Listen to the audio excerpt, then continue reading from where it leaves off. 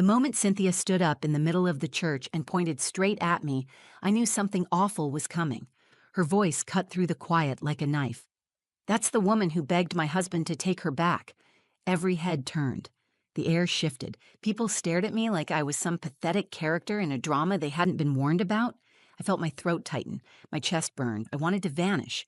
I didn't cry. I didn't defend myself. I bit my lips so hard it almost bled. I sat there perfectly still, trying to keep the shame from spilling out of my eyes. She wasn't finished.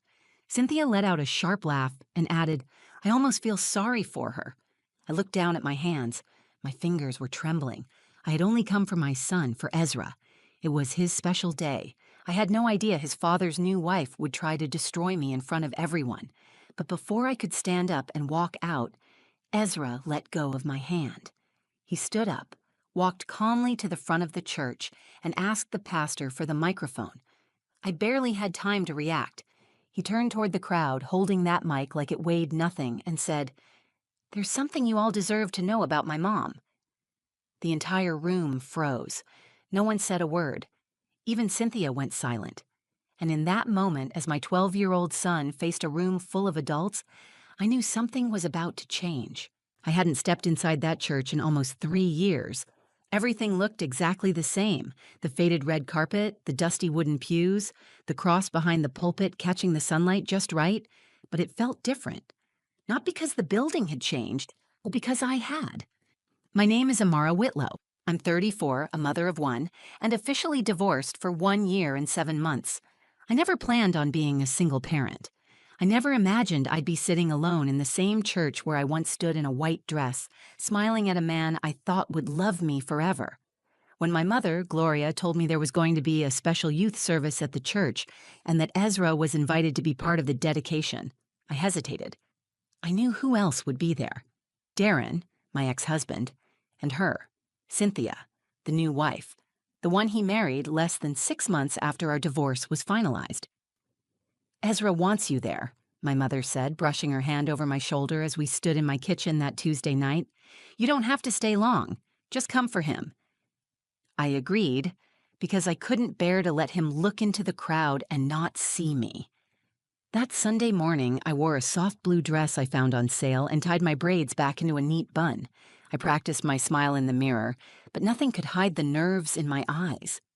Ezra came into the room while I was checking my earrings. He wrapped his arms around my waist from behind. "You look pretty, Mom," he said, voice muffled against my back. I kissed the top of his head. "Thank you, baby." Ezra is 12, but thinks like he's 15. Too observant, too wise. He noticed things most kids didn't. He never asked me why his dad left. He just watched the quiet dinners, the nights I thought I was hiding my crying, the way I folded his father's leftover clothes and put them into boxes without a word. We pulled into the church parking lot and I sat in the car longer than I should have, staring at the doors. My stomach was twisting. My palms were cold. Gloria looked over at me, gently touched my hand and said, "You belong here just as much as anyone else." Inside, the music was already playing. The sanctuary was almost full. I spotted Darren near the front, his arm around Cynthia's shoulder. She looked back and made brief eye contact with me. No smile, no nod. Just a look that said, "You're nothing now." We sat toward the middle, close enough for Ezra to be seen when his group was called up, but far enough away that I didn't have to breathe the same air as Darren. I focused on Ezra. He looked so grown up in his gray button-down shirt and little navy blazer. When he waved at me from the front row of the youth section, I smiled back and felt a lump rise in my throat. I remembered how hard things had been for both of us. After the divorce, I worked part-time at the daycare while finishing online courses to become a licensed assistant teacher. There were nights we split boxed mac and cheese and laughed like kings because I refused to let Ezra feel the weight I carried. I'd pawned my wedding ring to pay for his summer camp because he had always dreamed of going. I sold my car and took the bus for months to keep him in his school. I never talked bad about Darren to him, not once. I didn't want Ezra to grow up resenting anyone. I just wanted him to feel safe. As the service began, Pastor John welcomed everyone and the kids started their songs. Ezra sang quietly but proudly. I clapped like any other proud mom. I thought we were going to get through the morning without drama. I really believed I could slip in and out without incident. Then Cynthia stood up. The room was still. Pastor John hadn't even invited testimony, but she walked to the front like she owned the place. She smiled wide and asked for the microphone. I felt my stomach turn. My mother leaned in and whispered, "Ignore her. Just breathe." I tried, but I could already see where it was going. The smug smile, the sideways glance, the way Darren shifted uncomfortably in his seat. I sat there in silence, bracing myself. I came to that church to support my son, but Cynthia came for something else entirely, and I was about to be the target. Cynthia stood at the front of the church with the confidence of a woman who believed she couldn't be touched. She flipped her hair back and gave the congregation a bright, rehearsed smile. Pastor John, clearly unsure what she was doing, held out his hand to gently take the microphone, but she shook her head and kept talking. "I just want to thank God," she said, her voice too loud, her tone too sweet, "because when He closes one door, He opens another." A few people nodded politely. A few clapped. She wasn't done. She looked right at me, then back at the room. "And I especially want to thank Him," she continued, "for saving my husband from going back to a place he was never meant to be." People began to shift uncomfortably in their seats. She turned toward the front row where Darren sat, not moving a muscle. "That's the woman who begged my husband to take her back," she said, pointing at me. "She's sitting right there." Gasps rippled through the church like a sudden storm. Every eye turned toward me. Someone in the back muttered something under their breath. I sat frozen. My heart slammed against my ribs like it was trying to get out. My mother reached for my hand, but I didn't grab it. I was trying not to fall apart. "I mean," Cynthia added with a bitter laugh, "it's a little desperate, don't you think?" Pastor John stepped forward quickly. "All right, let's redirect our attention to the youth. That's what today is about." Cynthia backed away, finally handing the microphone back. She shrugged like it was no big deal, but the damage was done. No one looked at the stage anymore. No one cared about the kids. All eyes were on me. I couldn't breathe. My face felt hot. It wasn't anger at first. It was shame, humiliation, a sick heaviness pressing down on my chest. I had worked so hard to hold my dignity together, to never speak a bad word about Darren, to let him move on with his life. And this is what I got. Ezra was sitting with the other kids at the side of the pulpit. He looked from me to Cynthia, his jaw clenched. I knew that look. He was trying to decide whether to say something or stay quiet. I caught his eyes and shook my head just slightly. I didn't want him involved. This was mine to carry. My mother leaned in. "You don't have to sit here and take this. We can leave." I whispered, "No. If I leave, she wins." I turned my gaze forward. My hands were shaking in my lap. My stomach was tight, and I could feel tears burning the backs of my eyes, but I didn't let them fall. I refused to give her that. I wasn't going to let Ezra see me fall apart, not today. I could feel the weight of judgment from people who didn't know the full story, who never saw what happened behind closed doors, who didn't know how hard I fought to keep my family together before it all unraveled. I remembered the night I found the messages on Darren's phone, the quiet apology he never said out loud, the way he moved out like he had already planned it weeks in advance. I remembered the day he introduced Ezra to Cynthia at the park like she was some family friend, when she was the very reason we weren't a family anymore. I had never told anyone I begged him to stay, but I did. Once. In our kitchen, after Ezra went to bed, I asked him to give our marriage one more chance. He shook his head and said, "It's already over, Amara."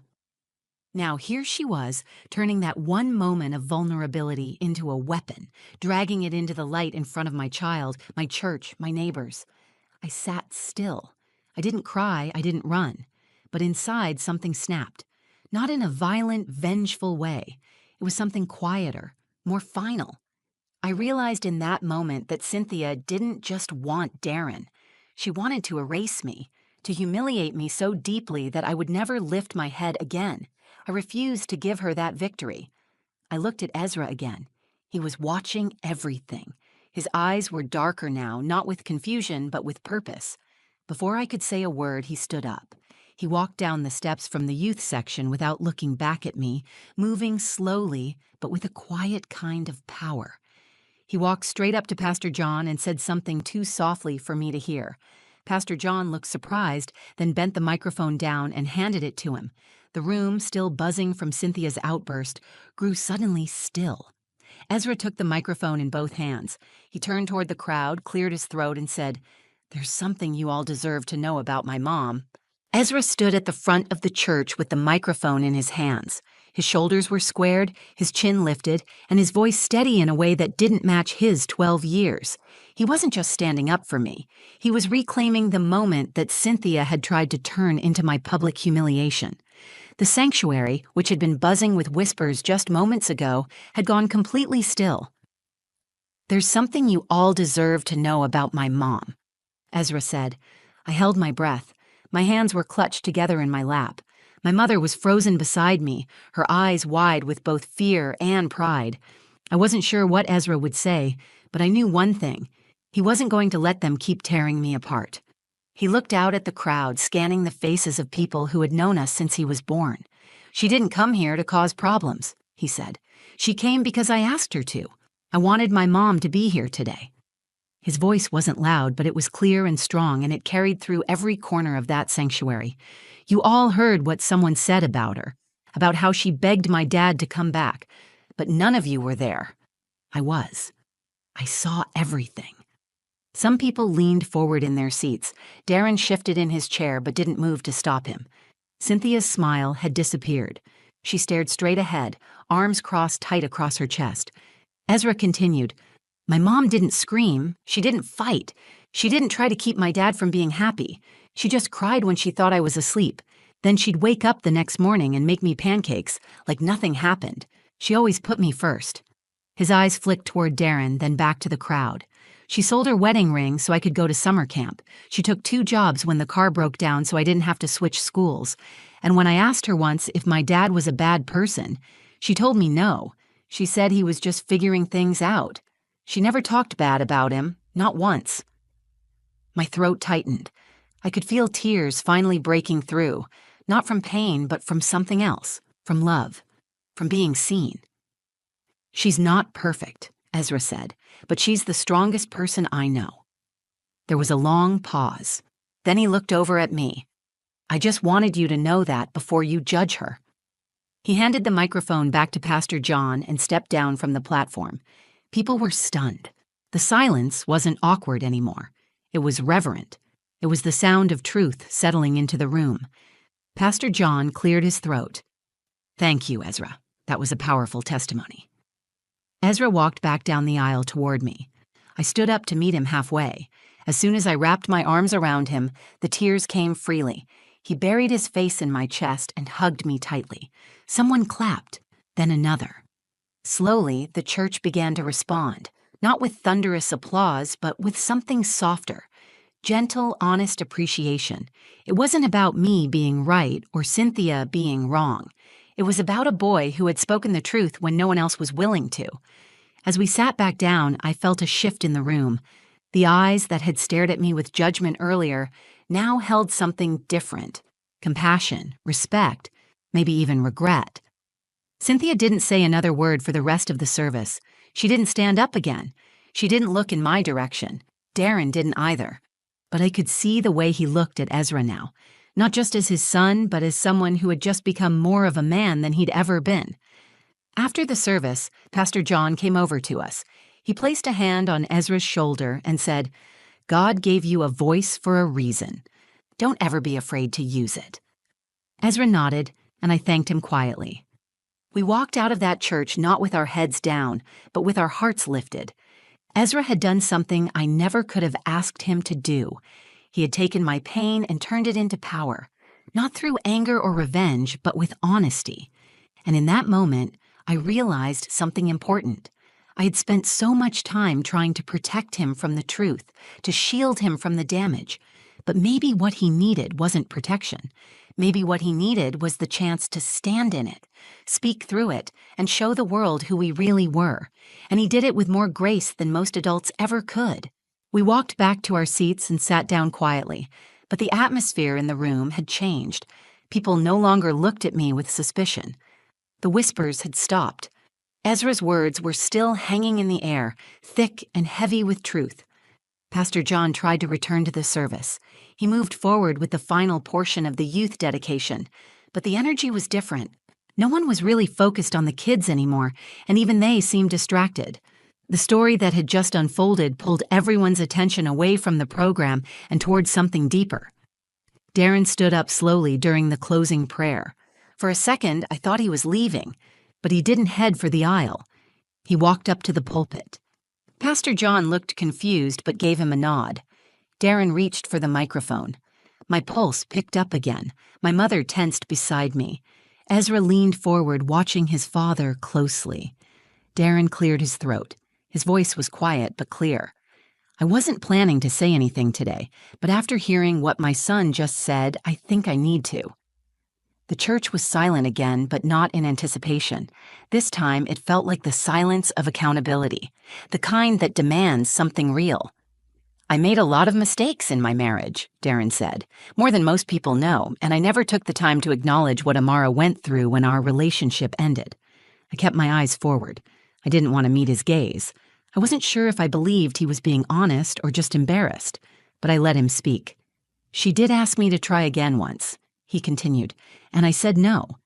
But what I didn't say is that she never begged. She didn't cry or scream or threaten. She asked me with quiet strength, with hope. And I turned my back on her.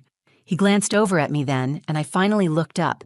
There was something different in his expression, a kind of rawness I hadn't seen in years. I should have spoken up when Cynthia made those comments. I should have stopped it, and I regret that I didn't. People shifted in their seats again, but this time it wasn't from discomfort. It was from surprise. Maybe even admiration that he admitted what everyone else was too proud to say. I've watched Amara raise our son with love, patience, and dignity. I don't deserve the grace she's given me all this time, but I just want to say that I see it now, and I'm sorry.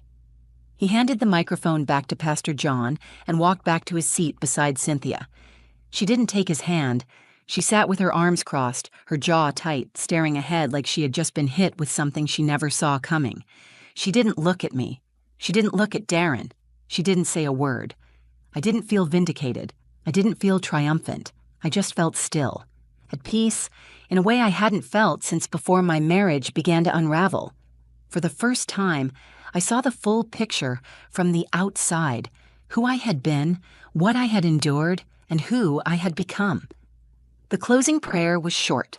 The congregation bowed their heads, and Pastor John kept it simple, thanking God for truth, for healing, and for strength. After the service ended, a few people approached me, not out of pity but with quiet understanding. I had no idea, one woman whispered, touching my arm gently. You raised a good boy, another man said, nodding toward Ezra. My mother hugged me tightly. He learned it from watching you, she said. Ezra stood by the door with me as people filed out. Darren gave him a soft smile and patted his shoulder before walking to his car. Cynthia followed behind him, but didn't speak. She walked quickly, her heels clicking hard against the tile floor, her back rigid. We didn't need another word. Her silence said enough. Outside, the sun was bright. Ezra and I walked to the car hand in hand. Are you okay, Mom? He asked, looking up at me. I smiled down at him. I am now. There were no big scenes in the parking lot, no dramatic exits, just a quiet kind of closure, the kind that doesn't come from shouting or revenge, but from truth being spoken out loud by someone you love. Ezra had stood up for me when I couldn't stand for myself, and Darren, even if it came late, had acknowledged what needed to be said. I drove us home with the windows down. The wind whipped through my braids, and for the first time in a long while, I felt light. Not because things had been fixed, but because I no longer carried the weight of being misunderstood. That Sunday, my son reminded me that strength isn't always loud. Sometimes, it speaks in a soft voice behind a quiet face, from a heart that has seen everything and still chooses truth. The next few days passed quietly, but something inside me had shifted. I went back to work at the preschool that Monday, greeted by the usual sticky hands and high-pitched laughter. Nothing had changed outwardly, but I carried myself differently. My shoulders weren't so heavy. My smile came easier. I didn't feel like I was holding my breath anymore. That evening, I stood at the stove while Ezra sat at the kitchen table, working on his math homework. The smell of garlic filled the air. I watched him from across the room, pencil in hand, brow furrowed in concentration. He looked up suddenly and said, "You know I meant everything I said, right?" I nodded and turned down the burner. "I know. I'm proud of you, Ezra. You were brave." He gave me a small smile, then went back to his homework. He didn't need praise. He didn't do it for attention. He spoke up because something inside him knew it was right. That's the kind of person he's becoming. Later that night, I got a text from Darren. It was short. "Darren, Ezra's lucky to have you. I see that now." I stared at the message for a long moment. I didn't respond. Not out of anger, but because there was nothing else I needed to say. I wasn't looking for closure from him anymore. I had already found it. The next Sunday, I returned to the church. Not for any special service, just a regular one. I wanted to see how it would feel. When I walked in, a few people greeted me with warm smiles. One woman hugged me. Pastor John waved from across the room. I didn't feel small. I didn't feel invisible. I sat down in the pew, and for the first time in a long time, I felt like I belonged. After the service, Pastor John approached me. He asked if I'd consider helping lead the new support group for single parents they were launching. I hesitated for a second, then said yes. Not because I had it all figured out, but because I knew what it felt like to walk into a room and think no one saw you. I knew what it meant to have someone stand beside you, even when it was hard. That week, I started writing in a journal again. Not about the past or the pain, but about the small moments. Ezra laughing in the back seat, my mother bringing over a casserole, the way the sun poured through our kitchen window in the morning. These moments didn't erase what happened, but they reminded me of who I still was underneath it all. Strong, steady, still standing. I realized that I had spent too much time letting other people's stories about me shape the way I saw myself. Cynthia wanted to humiliate me. Darren had once made me feel disposable, but my son, with 12 words and a microphone, gave me something no one else could. He gave me back my voice. People like to talk about resilience like it's some big dramatic thing, but sometimes resilience looks like showing up anyway. Sitting in the same church where you were humiliated, not because you want to prove anything, but because it's where your story deserves to be heard. Sometimes it looks like making dinner, helping with homework, walking past the people who once judged you, and smiling anyway. It's not loud, it's not flashy, but it's real. Ezra taught me that strength doesn't always come from adults. Sometimes it rises from a child who's been watching quietly, who sees the truth long before the world catches up. I don't know what Cynthia tells herself about what happened. I don't need to know. She showed everyone who she was, and so did I. The difference is I didn't need to say a single word. My son said everything that mattered. And because of that, I no longer carry the shame. I carry the story, the real one. The one where a woman lost her husband, found her dignity, and raised a boy brave enough to speak when it counted. The one where silence didn't mean weakness. The one where grace spoke louder than revenge. The one where truth stood up and asked for the microphone. And everyone listened. Thank you for listening to my story. Maybe you've been where I was, silenced, shamed, misunderstood. Or maybe you're raising a child and wondering if they truly see you. I hope this reminded you that strength comes in many forms and that even when life tries to break you down, your quiet resilience can speak volumes. If this story touched you, please like the video so more people can find it. Share it with someone who might need to hear they're not alone. Leave a comment and tell me what part hit home for you. I read every single one. And if you want more real stories about healing, motherhood, and reclaiming your voice, subscribe to the channel and turn on notifications so you never miss a moment. Your story matters too. Keep telling it. They say the dead can't hurt you. But in that moment, sitting across from my sister while my mother's will was read aloud, it felt like Mom had reached out from the grave and slapped me across the face. My chest tightened. I couldn't move. I couldn't breathe. Delaney sat next to me with one leg crossed over the other, tapping her long nails on her phone like she was bored, like she already knew what was coming. Her hair was perfect. Her dress didn't have a single wrinkle. And that smirk, God, that smirk, sat quietly at the corner of her lips like she'd already won. Across the room, Uncle Marshall opened a thick file, the pages of the will rustling louder than they should have. His office smelled like old paper and lemon polish. The sunlight through the blinds made lines across the carpet like prison bars.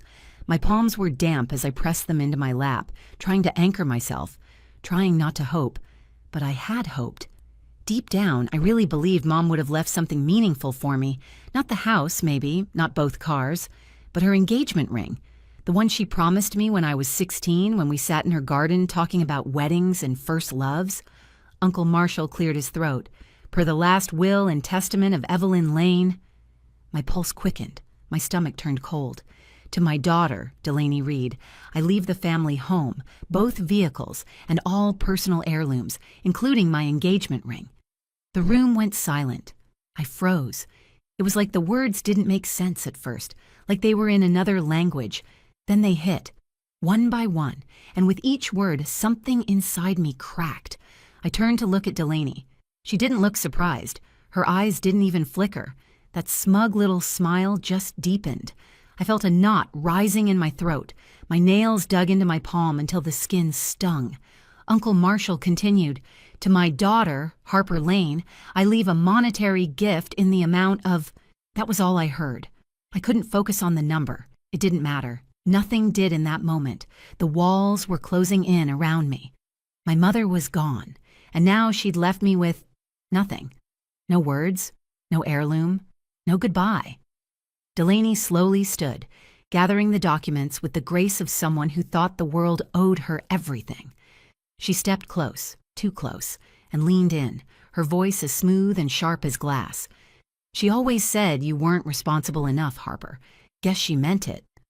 Her perfume hit me. Roses and vanilla, too sweet, too fake. I stared at the floor, jaw clenched, heart pounding in my ears. I didn't trust myself to speak. I was afraid if I opened my mouth, it would all come spilling out. Years of resentment, grief, confusion. And still, she walked out without a single glance back. Uncle Marshall muttered something about probate and formalities, but I wasn't listening. I couldn't. The chair beneath me felt a mile away. The air was thick, my lungs barely working. My mother, the woman I'd cared for in her final months, whose hand I held through chemo, whose eyes I closed when she passed, had erased me. Or so it seemed. I left the office in a daze, the world outside too bright, too loud. That night, I sat alone in her room, surrounded by silence, grief pressing in from every corner. But then I noticed her old Bible on the nightstand. I picked it up, just looking for something that still smelled like her. And that's when everything changed. The house was still. Too still. I sat in Mom's bedroom, the same place where I held her hand while she slipped away just weeks ago. The soft ticking of the wall clock was the only sound in the room, each second echoing like a countdown I hadn't realized had started. My fingers ran over the edges of her comforter, sun-faded, still smelling faintly of lavender and something warmer, something... her. I didn't know what I was looking for, not really. Maybe a goodbye. Maybe proof that what happened in Uncle Marshall's office wasn't the full story. The words Delaney whispered still rang in my ears. She always said you weren't responsible enough. Was that true?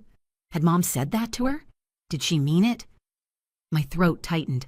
I'd given up so much, my job, my apartment, the life I was building, to come back here and care for her. I didn't do it for a reward. But still, to be left with nothing? No keepsake, no letter, no parting words. I didn't know what hurt more. Being excluded or the idea that maybe she had seen me as less. I stood up, suddenly needing to move, to do something. I opened her dresser drawers one by one. Socks, scarves, a collection of birthday cards she never threw away. Nothing unusual. The desk drawers were locked, as always. I didn't have the key. She kept it on a little chain around her neck, now buried with her. Then I saw it. The Bible. It had been there on her nightstand for as long as I could remember, leather-bound, cracked at the spine, a satin ribbon worn thin from use. She read from it every morning, marked verses with little hearts and handwritten notes in the margins. I pulled it gently into my lap. The pages were soft from age and thumbing. I flipped through, slowly at first, scanning verses I knew by heart. And then, something fell. A folded paper fluttered to the floor, tucked deep between the pages of Psalms. My heart leapt. I froze for a second, not daring to breathe. Then I picked it up. It wasn't just one sheet, it was a letter, handwritten in Mom's script, and a second official-looking document folded inside it. My hands began to shake as I unfolded the pages. At the top of the letter, in Mom's slanted handwriting, were the words, "If you're reading this, Harper, then something's gone wrong." I blinked hard, suddenly dizzy. Gone wrong? What did that mean? Her voice was in my head as I read the next line. I didn't trust Delaney to do the right thing. I left instructions with Marshall, but if this version of my will wasn't honored, then it means the wrong one was read. I covered my mouth with my hand. My chest felt like it might cave in. The second document, it was a new will, one that listed me as the primary beneficiary. The house, the ring, the personal items, all of it. She did remember me. She did see me. Tears welled up, but I didn't let them fall. Not yet. I wasn't angry. Not in that moment. What I felt was something heavier, like a tide shifting after a long storm. Relief, but also purpose. Delaney had lied, or manipulated, or maybe Uncle Marshall had made a mistake. But I had proof now, proof Mom hadn't abandoned me. She had tried to protect me in the only way she could, and I knew exactly what I had to do next. The next morning, the air in the house felt different, sharper, like it knew something was about to happen. I stood in the kitchen holding the letter in one hand and Mom's Bible in the other. My coffee had gone cold. I hadn't slept, but I didn't feel tired. I felt awake, wired with a strange mix of grief, vindication, and something I hadn't felt in weeks, clarity. She hadn't forgotten me. She'd planned for this. She'd known. All I could think about was that line. If you're reading this, Harper, then something's gone wrong. I stared at the updated will again, just to make sure I hadn't imagined it. Dated only 2 months before she passed. Signed, witnessed. It was real. The house, the heirlooms, the engagement ring. She meant for them to come to me. She meant for her quiet daughter, the one who stayed behind, to have a piece of her legacy. So what happened? Had Delaney found a way to manipulate Uncle Marshall? Had he made a mistake? Or had he simply used the wrong version by accident? I didn't know, but I was done wondering. By mid-morning, I called Uncle Marshall's office. His assistant answered, polite but hesitant, as if she could hear something in my voice. I asked for an appointment. Urgent. Not later in the week. Not next Tuesday. Today. I brought the letter, the Bible, the updated will. I didn't tell Delaney I was coming. I didn't need to. But when I arrived at the law office, she was already there. She was sitting in the same chair as before, scrolling through her phone again, nails painted a deep plum today. I stopped in the doorway. She glanced up, gave me that little smirk again, the same one that haunted me for years. Only this time, it didn't land. I held her gaze and sat down across from her. "You look intense," she said, arching one perfect eyebrow. "I found something," I said calmly. I placed the Bible on the table between us, then the letter. Finally, the updated will. Uncle Marshall walked in right as I laid it out. He paused in the doorway, eyes narrowing as he looked at the documents. His face shifted almost instantly from neutral to concerned. "This was in Mom's Bible," I said, my voice steady. "It's dated later than the one you read. This is her final will." Delaney sat up straighter, color draining from her face. "What is that?" she asked, her voice no longer smooth, sharper now, on edge. Uncle Marshall picked up the will, adjusted his glasses, and read quickly. His brows furrowed deeper with every line. He didn't say anything at first. "Marshall," Delaney snapped, "this is ridiculous. That Bible could have come from anywhere." "She wrote it," I said, barely above a whisper, "and she knew this might happen. That's why she left it somewhere, only I'd look. She trusted me." He looked up, and I could see it in his eyes before he even said the words. "This document is valid," he said. "It's signed, dated, witnessed. It overrides the previous version." Delaney's mouth opened, but no sound came out. She blinked. Once? Twice? That smirk? Gone. I didn't smile. I didn't gloat. I just sat there still as stone. Because this wasn't about winning. It wasn't about property or rings or houses. It was about truth.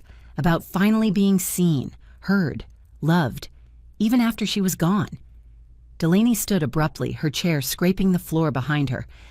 "Unbelievable," she muttered, grabbing her purse. I watched her go. This time, I didn't look away. The next day, I returned to the house alone. I walked through the front door with the key clutched in my hand, and this time, it felt like it belonged there, like it was supposed to be turning in that lock, like Mom was welcoming me home again. The living room still smelled faintly of her perfume, a soft, powdery, floral scent that clung to the curtains and pillows. I stood there for a moment, just breathing it in.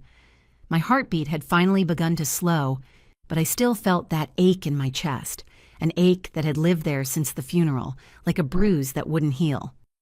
I walked into her bedroom. The Bible was still on the nightstand, open now, the pages gently curled. I sat on the edge of her bed and looked out the window where her garden was already starting to bloom, yellow daffodils pushing up through the soil like little suns. She'd told me they'd come back this spring. She was right. I turned the letter over in my hands again. I had read it 5 times since finding it, and still, every word landed like a whispered hug. She hadn't forgotten me. She hadn't believed Delaney. She had trusted me enough to bury her truth where only I would find it. Mom's last gift wasn't the house. It wasn't the ring. It was her trust.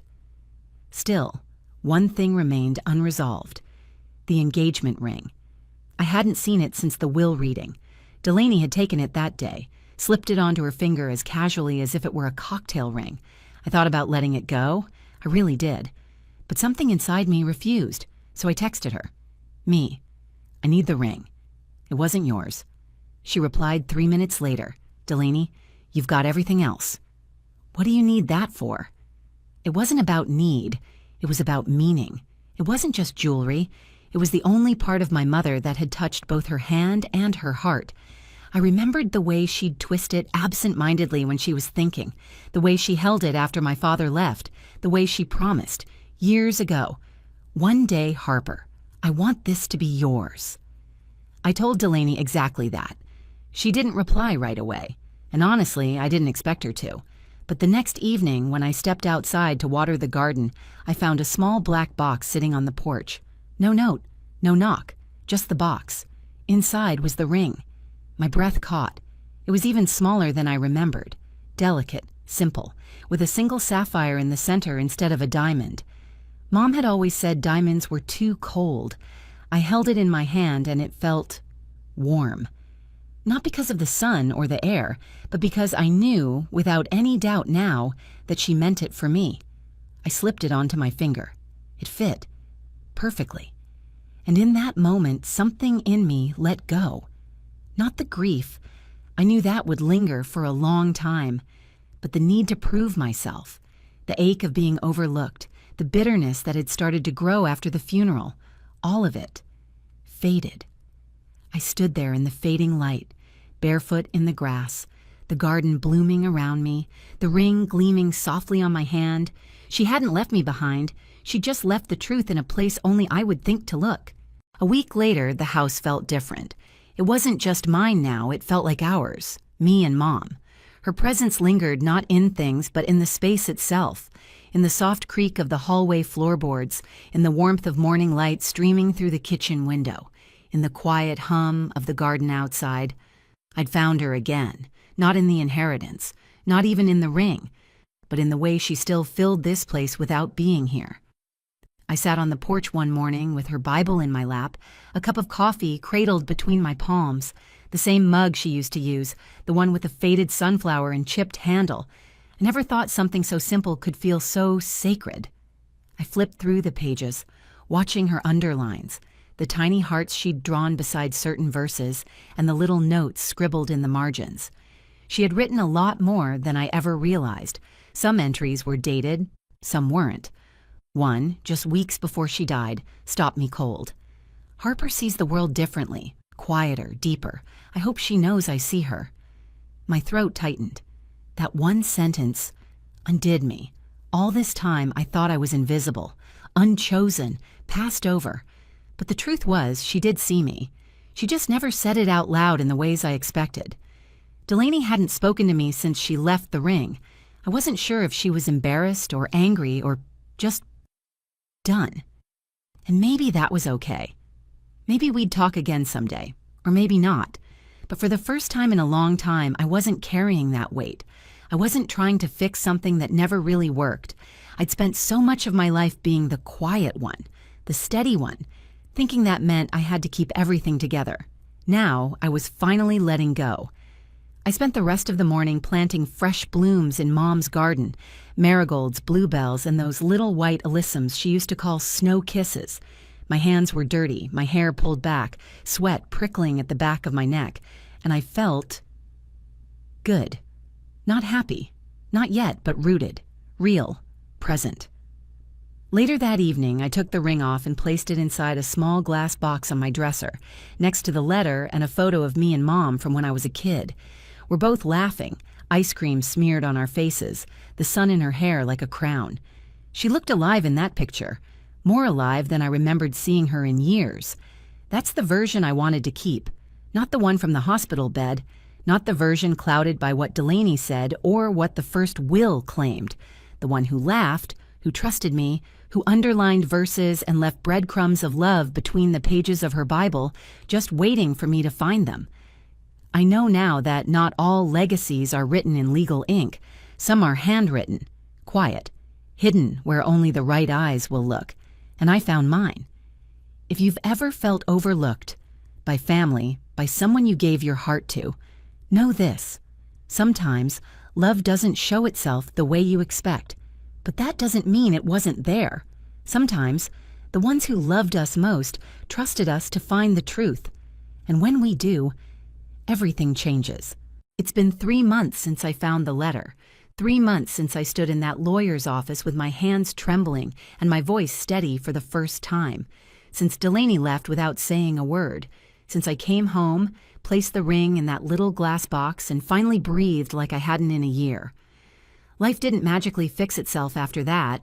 The house is still too quiet some days. There are nights I lie awake wishing I could ask Mom just one more thing, wishing she'd written more, explained more, told me why she let so much go unsaid while she was here. But then again, maybe she knew I'd find what I needed. I've spent these past few weeks going through her things slowly. No rushing, no purging. Just one box at a time. Her handwriting is on everything. Sticky notes, envelopes tucked inside old cookbooks. She left little pieces of herself behind everywhere. Some sad, some sweet. One note just said, "Love is quiet when it's real." That one hit me hardest. I used to think love had to be loud, that if people cared, they'd show it clearly, loudly, publicly. But maybe some people, like Mom, loved in whispers, in meals cooked without asking, in midnight blankets draped over your shoulders, in a ring, promised softly, in a letter, hidden in the folds of scripture. I've stopped trying to understand Delaney. She never responded to my message after the ring showed up. No apology, no excuses. And honestly, I don't need one anymore. Maybe she truly believed what she said that day, or maybe she just couldn't stand not being the one in control. Either way, I'm done chasing peace with people who only offer chaos. Uncle Marshall called me last week. He apologized for the mix-up, said he'd updated his records and filed everything properly. He sounded relieved that I hadn't taken legal action. I told him I wasn't interested in lawsuits or public battles. Just the truth, and I found it. I've started journaling again, planting, reading, even cooking some of Mom's old recipes. The life I left behind to care for her. I'm slowly building something new in its place, a life that fits me now, one where I'm not just the quiet sister or the one who stayed behind. I'm just me. And you know what?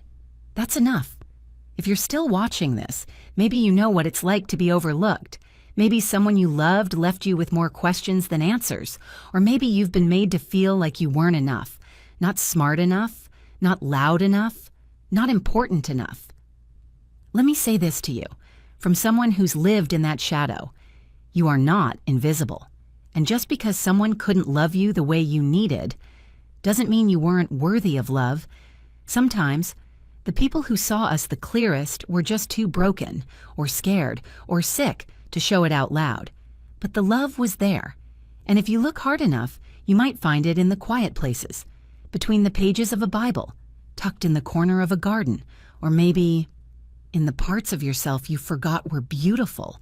Mom didn't leave me nothing. She left me everything that mattered. So if you've ever felt forgotten, if someone you loved made you feel like you were invisible, please know you're not alone. Sometimes the love we were searching for was always there, just hidden, waiting for us to find it in our own time, in our own way. If this story touched something in you, I'd love to hear your thoughts. Drop a comment below, whether it's your own story, a moment you related to, or just how this made you feel. And if you believe stories like this matter, real ones, full of heart and truth, please give the video a like. Share it with someone who needs to hear it, and don't forget to subscribe to the channel for more stories that remind us we're not alone. Thank you for listening. Truly, I'm Harper, and this was my truth.